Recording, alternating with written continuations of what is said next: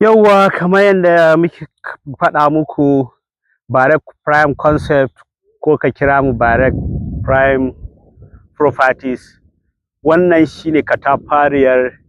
estate namu ko unguwa tamu ko gari namu wanda muka yanka filaye masu adadi guda 817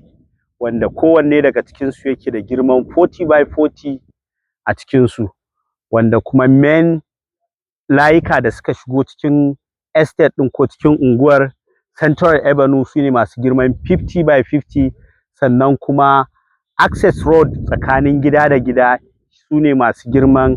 35x35 feet,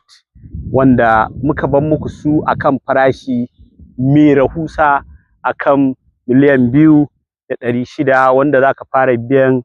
initial deposit na 200,000 sannan ka ci gaba da biyan 100,000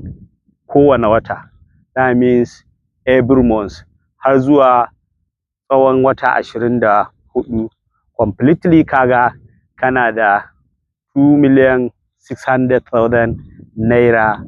a cikin farashi mai rahusa mai sauƙi. Kamar yadda nake gaya muku, duk yawan filayen nan da kuka gani sai dai mu ce in kana da rabo Allah ya sa ka samu, don a kusan yanzu kusan kashi